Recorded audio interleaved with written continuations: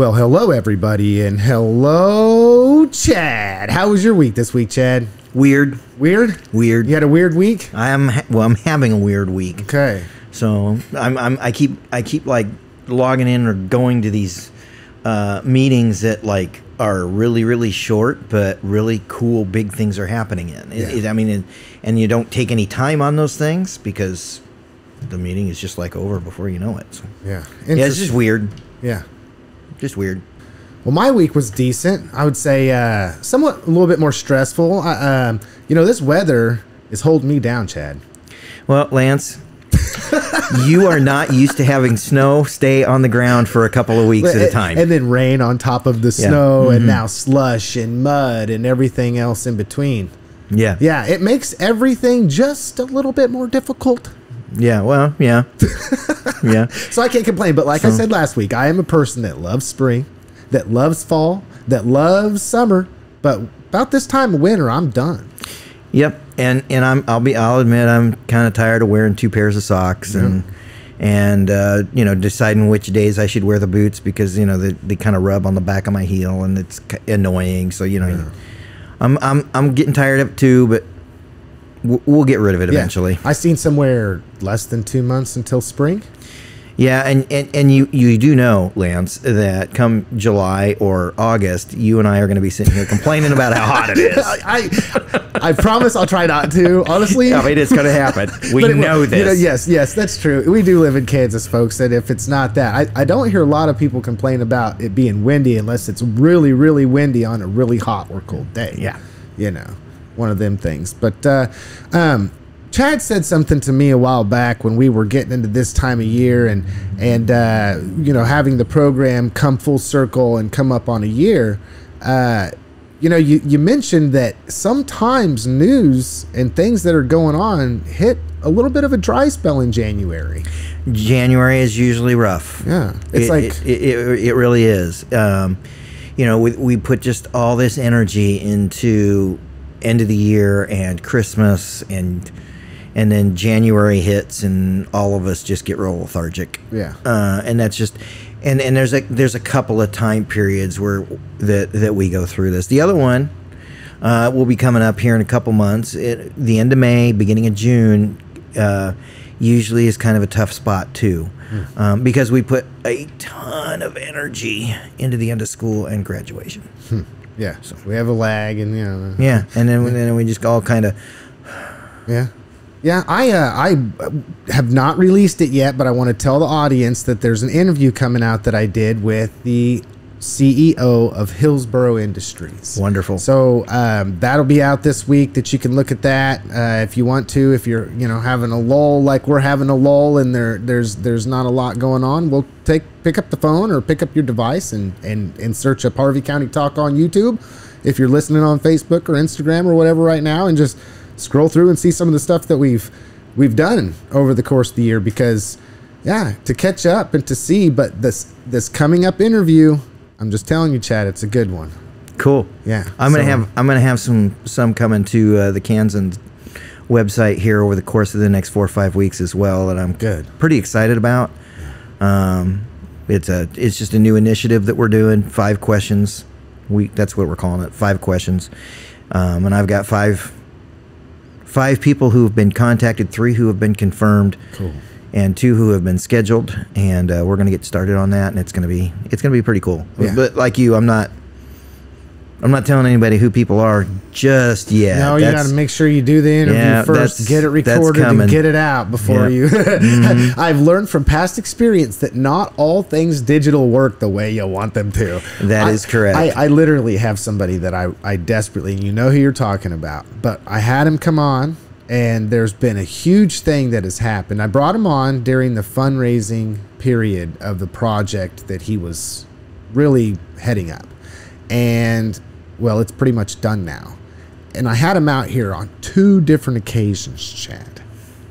And it just... I was early enough. Things just don't work, right? enough and trying to learn and understand how to do all this stuff that it just didn't happen. So it's like, well, One lesson learned is don't ever tell anybody that you have an interview that's completed until it's completed. Correct. Love it. I love it. I love it. All right. So moving on, something caught my eye here recently, and it's not necessarily Harvey County centric or anything, but it is in our region, and it just speaks to, I'm going to say it now, some forward thinking and some growing pains that our community had to go through already with the closure of a school.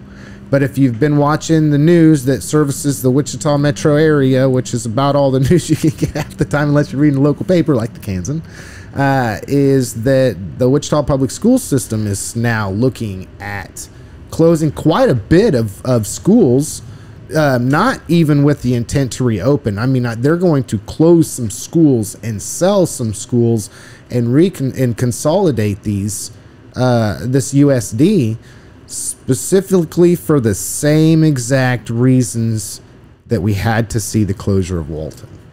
That is correct. We're talking about Wichita. We're going to publish the Kansas News Service take on this Thursday. Get your paper, people. Yeah. We're talking about Wichita schools facing a $42 million budget hole. $42 million. Now, let's give you some perspective. The entirety of the budget for Newton schools is somewhere around $58 million. So this is, I mean, that's a lot of money. Big money. Right? So that's a big deal. And I think it's on February 12th that there's going to be a list of schools that is going to be presented to the Board of Education for possible closure, and a bunch of elementary schools. They're not going through just one. So, they don't have one on. So my question, like what I want to see is, I want to see how does the community in Wichita handle this. I wonder if we'll see the same thing with certain board members on their board, trying to get a certain group of people influenced to be about their elementary school or their middle school or whatever they're choosing to do. But there's an easy answer to that question, and the answer is yes. Oh, it's already happening, is it? No, it's just this is universal truth. Nature. This is universal truth. People will make things political. They can be political expedient. Anytime you see the possible closure of an elementary school, you're going to see this. That's just the way it is. Okay? I don't care where you are. There are people that are going to have an emotional attachment to that school. That's a good thing. Okay? That means the school did what it was supposed to do. That's a good thing. And so you're going to see, and there will be a ton of political footballs here, because we're not talking about one school. We're talking about multiple schools. Yeah. Right? Well, does that make it easier for them? I mean, I'm just asking, if you have to tell, it was this way here locally. Walton was on the chopping block. Walton got chopped. That was the only option, right? One of the things that I want to just throw out there is okay. So yes, we are talking about a massive school district. We're talking about 54 elementary schools, 15 middle schools, 3 K through 8s, 9 high schools, 9 specialty schools. There's a lot of buildings. Okay, that's a big school district. But there's some serious similarities that we need to think about. Enrollment has dropped by more than 8% in 7 years. That's fast. For those that are listening, that's fast. It may not seem like it, but that's like this. Some of their biggest losses in enrollment, elementary school level. Does this sound familiar? Yes. Okay. And the other part of it that's going to be familiar, whether there was an intention for it to be this way or not, in Newton it was. You're talking about a school district that is going to be picking and choosing buildings and honestly pitting buildings against each other. So, yeah, I mean, all of that, right? That is why I mean, a lot of times, I'll be honest, a lot of times when I've got a hole to fill on a printed page, there's not a huge thought process that goes into it. Basically, it's Pull up the Kansas News Service, pull up the Kansas Reflector, read through things. That's what it is. And I'm looking for making sure that what I'm pulling is not highly politicized in the way it's written. Yeah.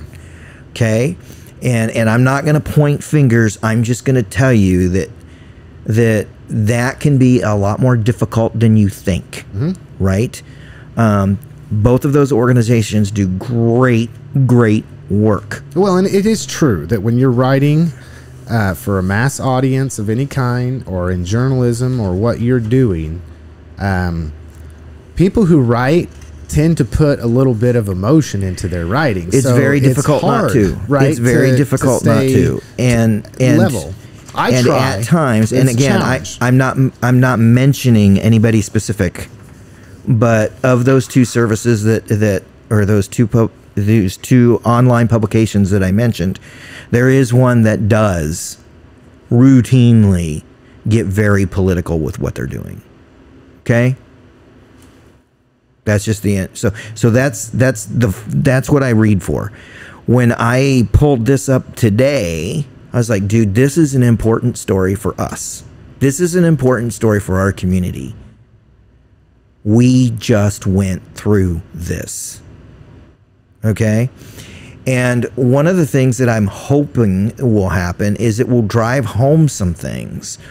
We're not in this alone. This is a declining enrollment. And yes, we made a decision to eliminate it in elementary school. There is a very good possibility that if things do not change with enrollments, that we could be talking about it again. Yeah, and I've said this all the way back when there was the argument that people were making on social media about the Walton situation and whatnot. It's like, look, this is not a standalone situation. This comes down to the finances of the matter. And Correct. Then we might even have to be looking at doing something different. We will. I mean, we absolutely will if we don't change or can change something, period. And that's all across the state of Kansas, not just here. When you are talking enrollment at the elementary school levels, and that's where your problem is at, that has a ripple effect. This is not a decision that you make now and never revisit.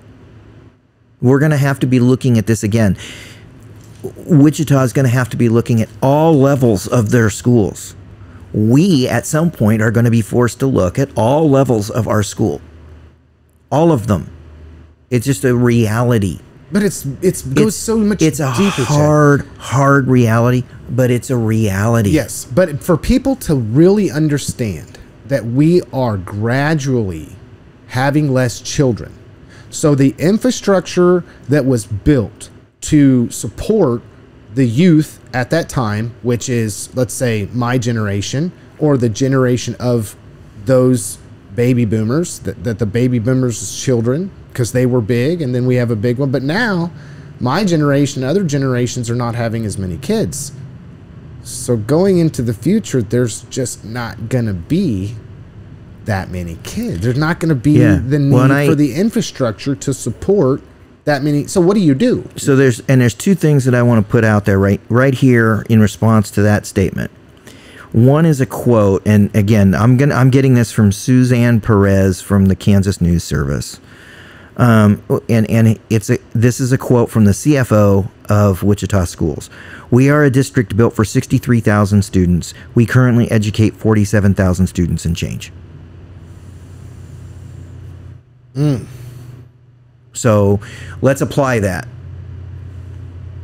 We have a high school that's built for what, 23, 24, 25, 2,600 students. The day's coming, we're not going to have that many students in it. What decisions will we be making? And all of this is in the backdrop of something else. We have had enrollment-based funding for as long as anybody's been alive. Mm-hmm. It's always, the state funding has always been, it's enrollment-based. So when your enrollment goes down, your funding goes down. It's just the way it is. Yeah. And we got folks in the state legislature who are fixing to fiddle with the funding formula again, because they do every year. And some of the stuff they're talking about, it can and will, if they do, really hurt Wichita and Newton pretty much immediately. So we're going to have to ask questions there too, because not only do we have to figure out what's going on enrollment-wise, right? So we have to decide how we're going to either fix or adapt or both. We're also going to be looking at how do we fix and adapt our funding. Well, and then you go back to nobody wants to pay anything to get services, but yet they're pissed when their services, excuse my French, they're upset when their services are getting cut. Correct. And it's very centric. It's like there is no goal of... All of that is what led to the lawsuit. And you know, depending on where you stand politically and what party you're in right now, you have an opinion on that lawsuit that went through. I mean, it was fought over the course of 20 years.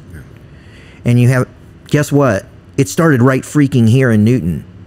And the reason it started was we had a superintendent who looked at this and said, this is not fair. We're talking about going up to 80 some mils on our taxes just to try and support and maintain the level of service that our public expects from us. And the reason we're having to go up there is because the state won't freaking fund us.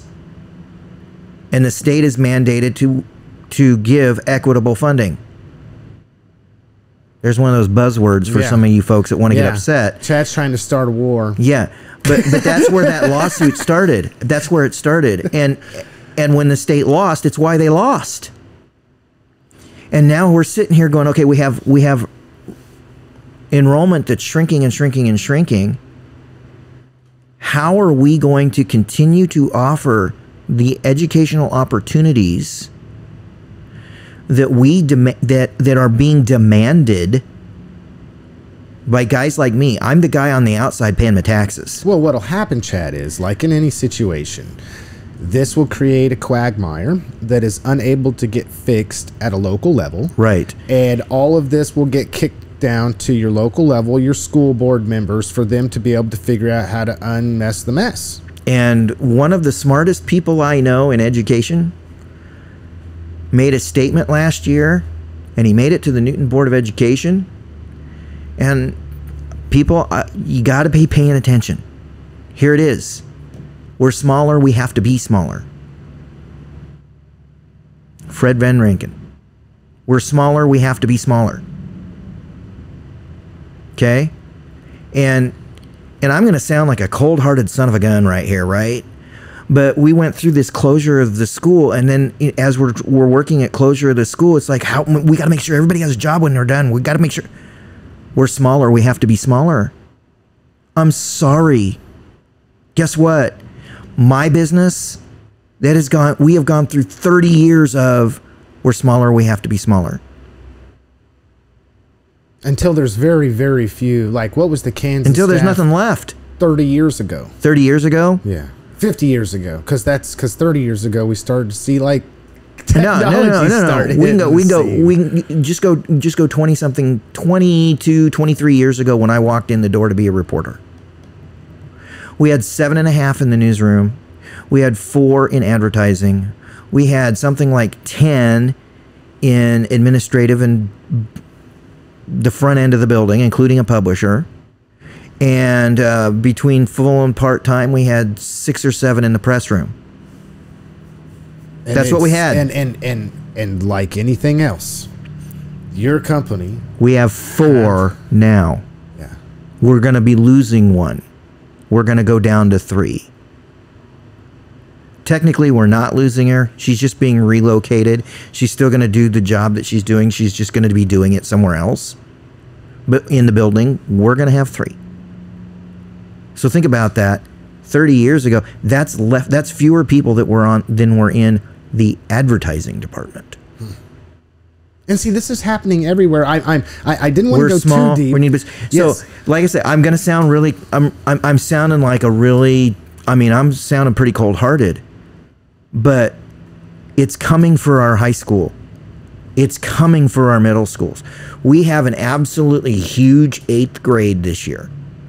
It's like the biggest class that we have had in forever. But after that, we fall off a doggone cliff. Yeah.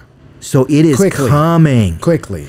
And one of the reason that this story out of Wichita is so important is that we need to understand it's not just us. Okay?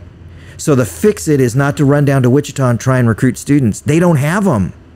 If they had them, they wouldn't be closing schools.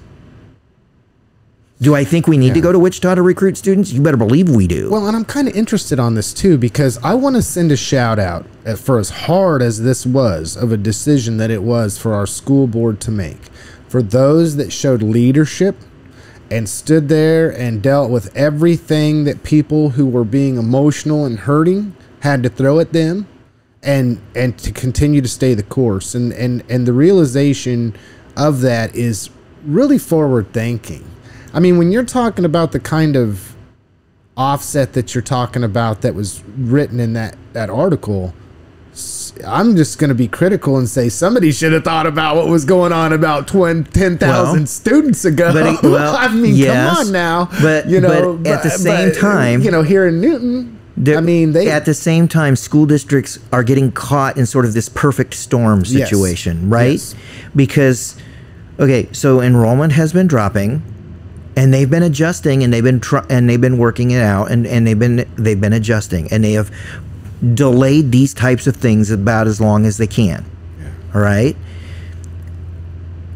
There's also been a COVID funding gone. That propped up a lot of school districts.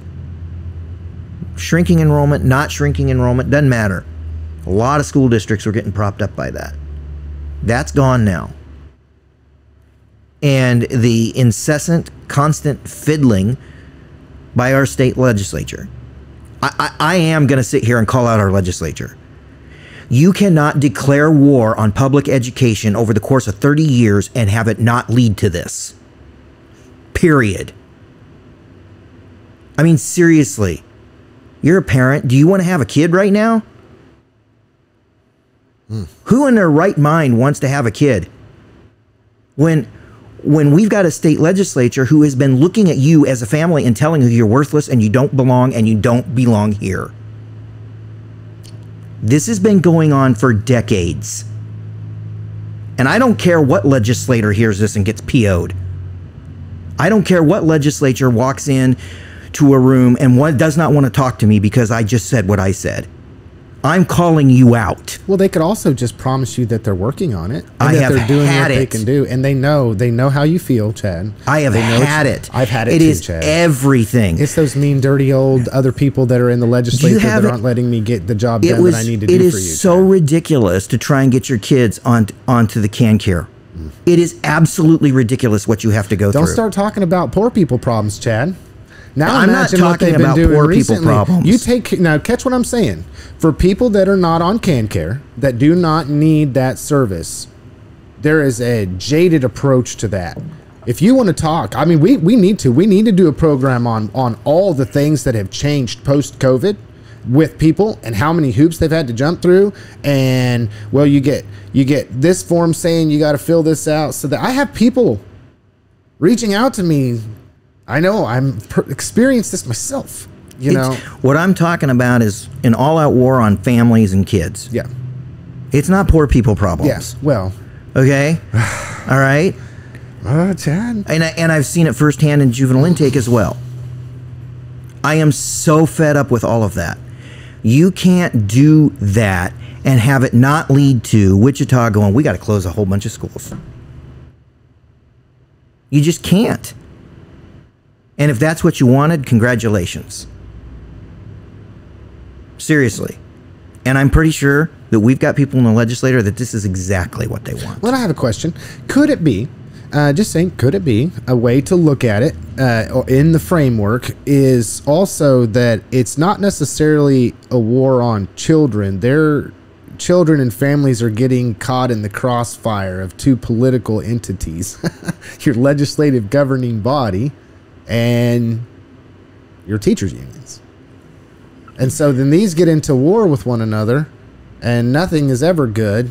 And then in one regard, they're trying to stop curriculum that's being taught. It is a mess. One thing we can agree is a mess. And they do. And if there's one thing that I can say, if there's one thing I can say to a state legislator, and that look at the camera and say it, because I know there's some that watch. I promise you, there are legislators that watch.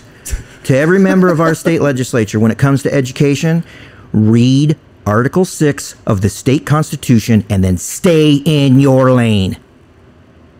You have one job and one job only. And I have state legislators who are no longer state legislators who have sat and admitted to my face, this is what power we have. Pay for it. That's it. That's all you got. When you read the article of the Constitution, they have no say in curriculum at the state legislature. None. Absolutely zero. That is reserved for the Kansas Board of Education and your local school board. Which, once again, are elected positions that have dismal turnouts. So if you don't like the way that it's going right now, show up and vote for your school board and not your state legislature. I'm just saying, because the reason that I'm bringing all of this up is we had a story published by the Kansas Reflector about legislators who are wanting to change the funding formula, okay? And the change that they're wanting to make is basically make it so that school districts can't use 2 years ago, their enrollment from 2 years ago, to base their state aid. Okay? Sounds innocuous, right? Yeah. Well, guess what? 42 million for the Wichita School District. They are a shrinking district. If they're allowed to calculate 2 years ago, they are able to get a little extra. They're able to get more.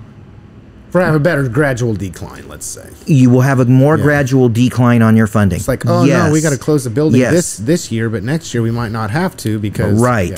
Yeah. And so that's what that came out 24 hours later. This comes out. They're closing buildings. $42 million in arrears, the shortfalls. Okay?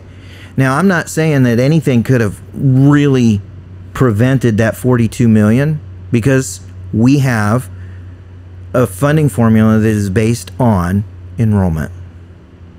Yeah. But I am saying that I am tired of the nonsense that we're getting out of our state legislature. They're not fully funding special education. They have not fully funded special education for years. But Chad, it's not like they have a major surplus or anything that they're trying to figure out what they can do with. I mean, it's not like they have the money to be able to spend on education with their surplus other than... And so I have another thing to say to our state legislator right now. We're not going to get anywhere past this on this program today. We're going to change the topic here pretty quick. What, to more government intervention? No. I'm going to say this. I don't want $1 of tax relief. This tax plan that you guys are floating, for me, means $1. I don't want it. Oh, you mean the $30 a year that you get? I don't get squat. Well, I pay in. I know that. I don't get was squat. Looking at the big numbers. Pay in at the end of the year. You know, they're boasting a tax rebate that we're getting, and it sounds like it's a lot, but it's not. It's not even a grocery trip to the grocery store. I don't want that one. Don't help me, I don't please. Want that $1 reduction in my taxes. I don't want that. Don't I want use it as a political means to go after the governor. I want you to fund education. Heck, I want you to do what 70% of this state wants you to do. Expand Medicaid. I've had enough. I'm done. But it's getting ready to be election year. You know that nobody's going to do that when it's getting ready to be election year. Because of course they're not going to do that. Because the 20 people that show up to the meeting might yell and scream and shout. And they're not going to. They're going to do everything they can to not even bring it to the floor and not debate it, because they don't want to face the 70% of the people of this state who say, "Why are you not doing this?" Okay, so I got a question, Chad. I got to stop you. And they don't want to face people like me who say, "Why do you refuse to comply with Article 6 of our Constitution?" All things being said, my question is this. I know that is a statistical fact. 75% of Kansans polled say that they want Medicaid expansion. If that's the case, If 74%, then what's the percentage of those people that are showing up to vote? Because the people that are voting these people into office that are not for an expansion of Medicaid, okay, are still able to get their elected official elected under the guise that you should not expand Medicaid. Now, I was not. They're getting elected by two types of voters. They're getting elected by the 26% who do not want Medicaid expanded. Why you don't want it expanded, I have no clue. It makes absolutely no sense. But, okay, there's those people. There's also the sleight of hands. There's also the folks that are getting drawn into this shiny object and political thing over here so that we're not talking about your pet issue. And, okay, so I'll ask another question, just challenging here, okay? Because this is deep conversations that most people don't have, right? When we're talking about this idea that, and don't get me wrong, I have said in the past that I am not for Medicaid expansion, and the reason that I'm not has to do with the hooks that come along with it. The potential for us to get funding and then not to get the funding, the potential for there to be strings attached. We have a lot of really interesting programs in the state of Kansas, such as Health Ministries Clinic, that is not dependent upon an expansion of Medicare or Medicaid. Anyway, not dependent upon this expansion taking place to service the needs of individuals who are less fortunate. So, with all that being said, it still goes back to the fact that I can feel the same pain that other individuals feel in reference to doing something, because I don't feel like our state legislature is representing the people of Kansas accordingly. That's why I ran, right? Yeah. but little did I know, it's way bigger. And I would feel differently if the numbers were different. Yeah. But we're talking 70% here. Yeah. We're not talking 51-49. The voters of this state are not divided on this. Well, I was told that there would be no medical, or there would be no medicinal marijuana discussed this legislative cycle. There would be no Medicaid expansion discussed this legislative cycle. No hot button topic issue is going to be discussed because it's an election time. And they're going to do their best to make sure. But you know what they are going to do? They're going to float out that flat tax again. And they're looking at taxpayers like me and saying, we're going to give you $2 or $3 a year. I don't want it. Just rather my kid's school to be adequately funded. I don't want it, because here's the deal. I do not care that you are saying this is the fairest way to tax. It is not. Okay? It is not. By your definition, it's fair because everybody pays the same percentage. By the definition of the guy on the street, it's not fair, because at the end of the freaking day, the guy at the bottom has less to go on when you're done with him than the guy at the top. And you're making it harder on him than you are at the guy at the top. And it was published today, and I just read the headline, quite honestly, how much tax relief that's going to mean for Charles Koch. And I'm telling you, when you look at those kinds of numbers, good Lord, let's talk about fair. But are we talking about, okay, let's say this. Once again, there's these charge words, equitable and equal, right? It is equal, Chad. I'm for flat tax. The way we're doing it,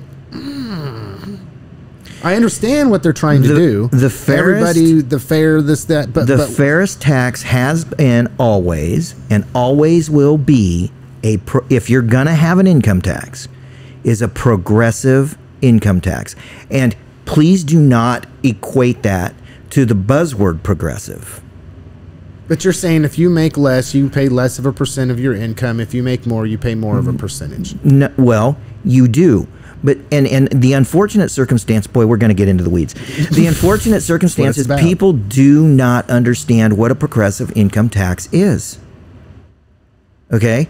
Because what they'll do is they'll go out and they'll look, and you can pick your period of history. So at some point in our history, guys at the top rate was 52%. And people look at that and go, dude, they were paying half of their income to... No, they weren't. Doesn't work that way. on that first 1,000, if that's the unit we want to use, on the first 1,000, if your tax is going to be 5.25%, like our proposed flat tax, everybody pays that 5.25%. On the next, say, 60,000, okay, they're going to set that rate at 2.5%. You're going to pay the 2.5% on that 60,000. Which may be more than what somebody's paying if they're making 10,000. If you're making $100,000, you're going to pay the 5.25% on the 1,000. You're going to pay the whatever I threw out there, 2% on the 60,000, and then on the next 40,000, you're going to have another tax. You have 3 different tax rates at play because it's regressive tax. They don't look at you and say you're making $100,000, you're going to pay 52%. No, that 52% that you're supposed to pay, it could be on the $1,000 that you made over $100,000. Chad, I just want them to do whatever's good for me, that benefits me, and I just want to make sure that whatever it is that I believe is impressed upon you against your will with the force of the government. And I want our legislature. I was joking, by the way. I want our legislature to start doing what is best for the families in Kansas. It ain't going to happen. They're going to do what's best for the people that are the loudest, that vote for them and put money in their pocket. It's the last group. But I don't know what you're talking about. It's the last group. I'll tell you this. I know enough to know that, look, I'm a believer, a true believer, that if you are running for public office, that you're there because you want to serve the public. And that means everyone. That means everybody. No, you're not always going to be able to meet everybody with what they want, but your job is to try to be there to represent everybody. And that's the way it's going to be. The state of politics. The state of politics is whoever puts me in office, that's who I represent. It goes back to this. It's what's best for my donors and what's best for my party. Yeah. Yeah, and I'm not going to do anything that's going to cause anybody to get in, like for me not to be able to get reelected because I'm a senator, a representative. And we've got people on Capitol Hill that are roasting each other right now, and I just sit there and I look at them and I'm like, really? They're the problem. And we got folks that are roasting, and got folks that have done things in the past that did put Kansas families first. This is an intensely personal thing for me, okay? Because when I felt like I was getting absolutely a raw deal, I went to somebody who represents us in Topeka and I asked about it. And the fact that they were as mad about that situation as I was, and then turned around and said, I'm going to do this. Yeah. So if you're trying to remove those guys, I got a problem. And you're roasting those guys, I got a problem. And the problem is you, right? The person that is berating that legislator, you are my problem.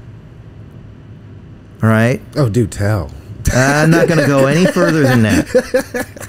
I'm not going to go any further than that. Well, there's definitely group mentality and group think happening. And there is an exception to this rule. I generally build a relationship with our local legislators. But generally speaking, that's because they are interested in building a relationship with me as well. Okay? And they understand the deal of what it means to have a relationship with the editor of the paper. They understand that at some point I'm going to probably get roasted. Yeah. But if you let him roast me, he'll also let me put my legislative update in the paper. Well, there's that, and it's they also understand he's probably going to roast me, but I can also use him too. I mean, I know the game, they know the game. So, there isn't, like I said, there is an exception. There is a legislator I have like basically a non-existent relationship with. That is fine. But, what is difficult is when you just look at one of those folks that you have that relationship with and you support by and large, but then they're out there doing stuff that you just simply can't. Can't agree on everything. You just can't. But we can agree on everything, Chad. It's like, I understand that my biggest problem comes back to the disconnect of government and us. My doorstep to government. You know, it's like, I can call up Representative Anderson. I can call up Senator McGinn. I can call up Representative Owens. I can call these people up who are attached to me, you know, right? And be able to say, I want you to do this. This needs to happen. But that's not how it works, see? Because once you get into that position, a lot of people don't understand this. Well, the Speaker of the House rules all. Or the Senate Majority Leader rules all. So it wouldn't matter how badly, if in a perfect world, Lance Gormley gets elected to go to Topeka and fight for people's lives and rights and everything in between.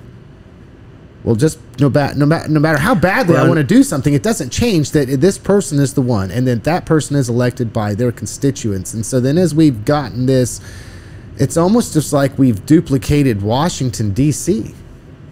It's such a disconnect. And all I'm going to say on that is that this isn't the only place I've been on this rodeo. And even within the last 5 years, this is not the only place where I've been trying to work with legislators, deal with what's coming in the legislature, ask them about what's coming in the legislature, their opinions of it, and attempt to fairly and accurately depict their actions in the legislature. Okay? Within the last 5 years, I've done that in 3 different counties in Kansas. Came pretty close to doing a 4th, but we'll just say 3. And I'm going to tell you that I met a couple of real problem children. Real problem children. Who are elected officials. Yeah. Oh, being on the other side. They are not there. They are not there to represent the interests of the people in their home county. They just flat out aren't. Say. All right? Do tell. I am going to say this. I'm not identifying anybody, but I'm going to say this. Those problem children were not from Harvey County. No. And they did not represent any piece of Harvey County. No. And you know, we're pretty fortunate. I mean, I don't want anybody, but see, okay, this goes back to this. And we'll go from state, national, and then to local, because I know we got something we want to talk about local, but something that's always intrigued me, a statistic that I've always held on to, is when polled, 80% of people are dissatisfied with Congress. The same individuals polled that said 80% were dissatisfied with Congress, 80% said that they were absolutely satisfied with their elected official. It's everybody else's person. Yeah. So it's like, here's my question, and I got to be real, okay? If you get elected to go to Washington, D.C. and go visit Washington, D.C. for us, and you're unable to do or accomplish anything, and I'm not talking about bringing home the bacon for us in Kansas here and goody feel goods. I'm talking about going and making sure that we have checks and balances on our government. That's your job. They're not doing it. And if they can't get something done, why is it that we're okay for them? And now I hear this all the time. This makes me sick. If you want to make me vomit in the middle of any kind of a forum or anything anymore, just say the words. Okay, and you'll hear me yakking in the back. It's because of all of the other people that are trying to stop me from being able to do what you want me to do. I'm just like you. It's those mean, dirty Democrats. It's those mean, icky Republicans. It's those rhinos. If we're not sitting here watching both political parties consume themselves because they have no direction or can't determine, it's like the partisan politics is imploding, because you can only demand for so long that your elected official service your needs. until everybody's own little special interests have been served to the point where representing or serving anybody else other than who you've already previously served for their special interest is now getting a raw deal. What I would like to see is people start putting the blame where it truly belongs. I'm going to give you an example. Okay? This time I will name a name. Let's talk Jerry Moran. I want people to put blame where it belongs. Okay? I really do.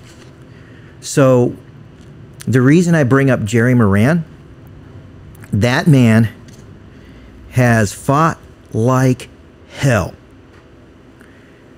to keep Amtrak moving through Kansas. And Amtrak hasn't been able to do anything above fart crooked without him getting up in their grill and saying, you are obligated to do this. And making sure that that thing keeps going through Kansas and Newton, Kansas.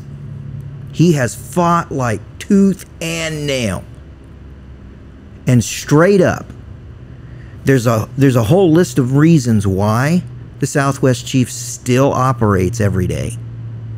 And at the top of that list is Jerry Moran, coupled with a couple of other dudes from other states who have held Amtrak to the fire on long distance service. So, all that is, I just want people to start waking up and putting blame where it belongs. Or just accepting it when there's not much. I mean, it goes back to this.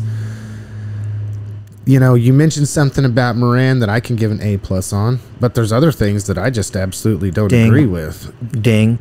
And I think one of the things we got to come to is that being able to make that statement, that last statement, and it's okay.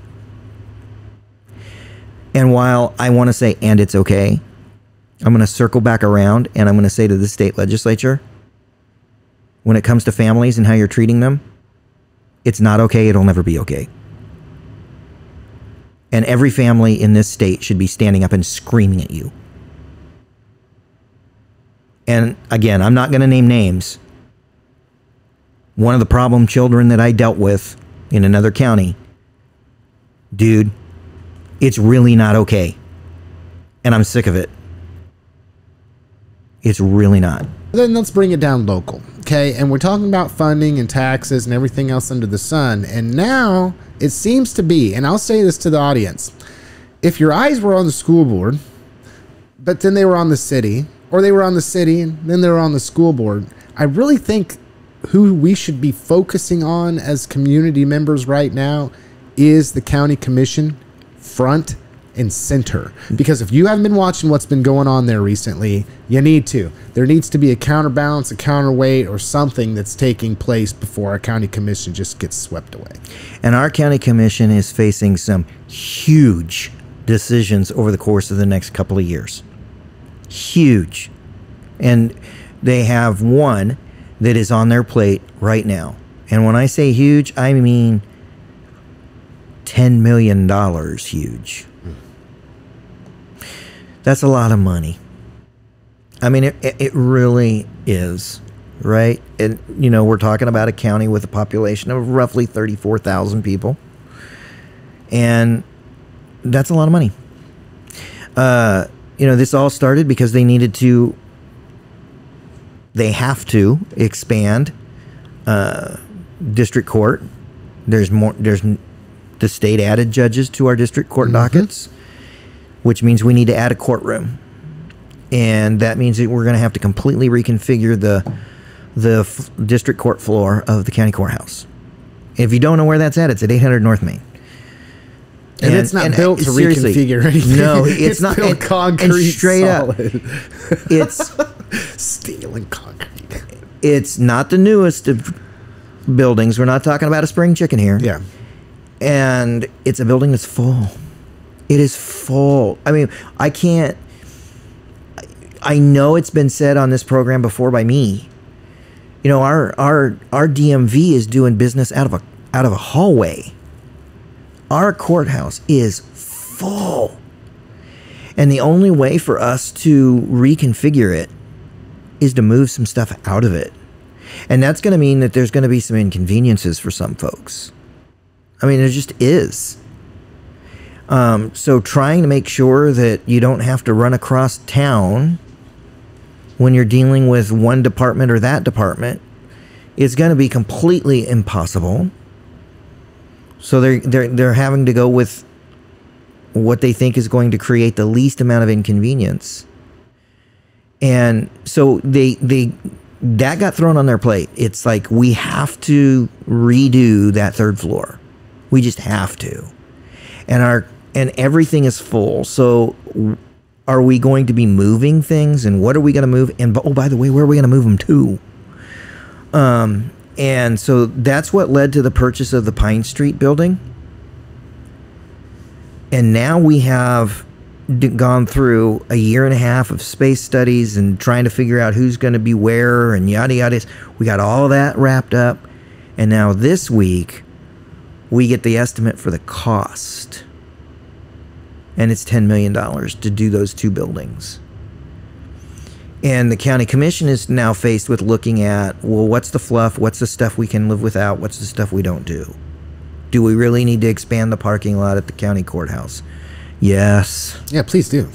Please. But this goes back because on jury days, it is nuts. But I got a question here, okay? We're talking about $10 million, and I've been watching this county commission for over a year now, and how's that going to get voted? I've heard people complaining over $70,000. I mean, how are you going to complain over a shower getting replaced at West Park, but yet you're going to vote in favor of a $10 million? Oh, hey, and by the way, don't forget that the jail's about past its due date. That's another what, $5, $8, $10 million. So maybe the county's not going to be able to hold high their crown that they have for so long with just deferring all of this stuff, and lowest, gonna have to spend a little bit of money. They've always prided themselves on being one of the lowest mill levies in the state, providing the least amount. And you know, and that's fine. Yeah. Okay, be proud of that. Do I seriously? I mean, you've towed the line on taxes really well.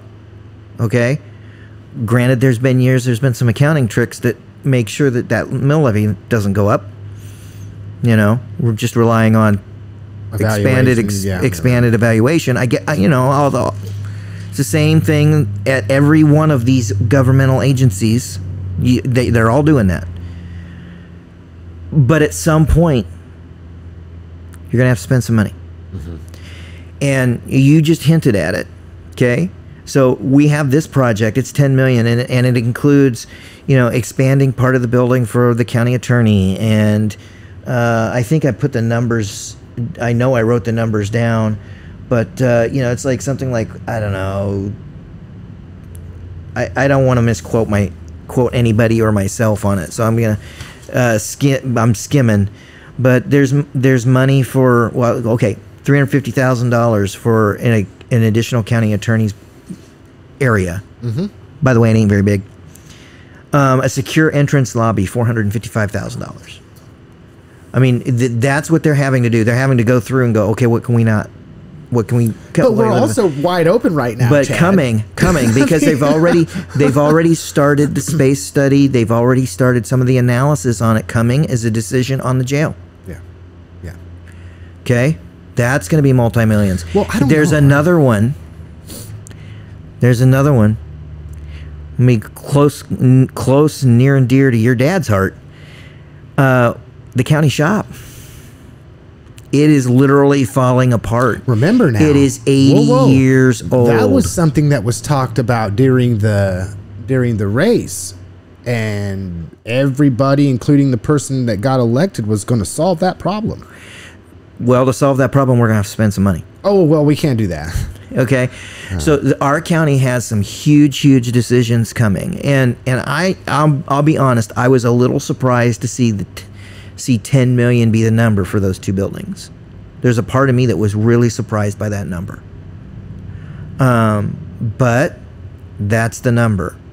And so now our commission is having to take a look at see if they can pare that down, because the commission is really split right now. They don't know if they want to borrow money to do this. I don't know where they're going to come up with $10 million.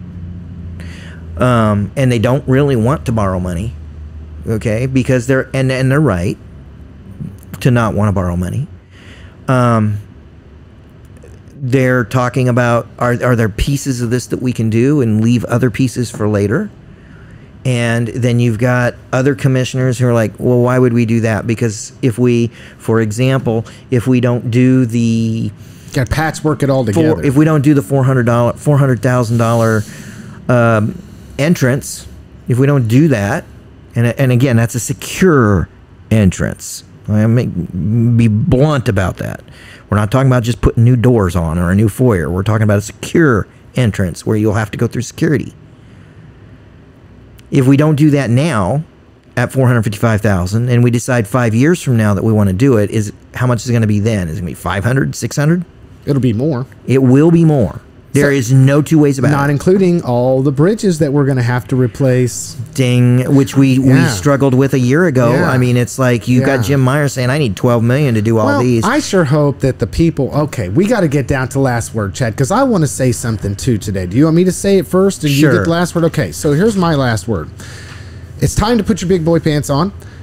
Individuals that signed up to be in certain elected official capacity, I wish you would really stop wasting everybody's time by running around and doing all of these things that you're doing and running away to Texas for this, that, or the other, when we got some real issues we need solved here. We've got millions and millions of dollars that are going to be spent by our county over the course of the rest of the individuals that are elected right now's time. And the realization that this is what should be being focused on, thought about, processed through, learned, done, focused on, not the kind of stuff that's happening right now. We're sitting here stifling any kind of economic development that can take place in the form of wind energy under false pretenses, just to be able to turn around and need money to what? What are you going to do? It's time for you to prove to everybody in the community that you can do your job. We would all love to see it happen now. There you go. Well, here's my last word, dude. All right, you're the man. So, aside from the public comment and the executive sessions, the city commission last night had a 12-minute meeting. Think about that. And one would think that nothing cool would happen or nothing big would happen during a 12-minute meeting, but you would be wrong, because something very cool did happen. And I'm a little concerned because in the agenda that and other things that I have seen come out and in discussions, I don't think credit is going to be going to where it's supposed to go for this cool thing. But so I'm going to read you the lead to my story. After months of discussion, planning, and effort by Walk and Roll Harvey, it will all culminate with what is called an open street event, April 28th in downtown Newton. And that's really the deal. I want to make sure people understand Walk Roll Harvey has been talking about this for a really long time. And if you don't know what open streets are, basically, they take a street and they turn it into a park for a day. Cool. No vehicles will be going up and down Oak Street for, I think it's from about 7th Street or 8th Street to all the way to Main, because Oak is that one that does that little curve there at 5th Street. And it's just going to be a time for people to use that street in a different way. There'll be picnic tables out. There might be some entertainment. Cool. Whatever. It's going to be... I shudder. I hesitate to use these words, but I'm going to use them. It's kind of like a mini Taste of Newton without the food. Yeah. Right? It's just a mini... It's a chance to come downtown and party. Yeah. Right? And that's April 28th, and it's should be just after the new library opens, and the new library is going to be right there on that route. And we're going to have to talk about the new library next time, Chad, because that was one of the things I want to talk about. It's things are happening. Dude, yes. New library is awesome. Don't be mad that my criticism is just is what it is. It's just criticism. There you go. All right, Chad. Well, folks, there you have it. Thanks for listening to this episode of HC Talk. I was your host, Lance Gormley, and Chad Fry, managing editor of the Newton Kansan, was your co-host today. We'll catch you next time, everybody.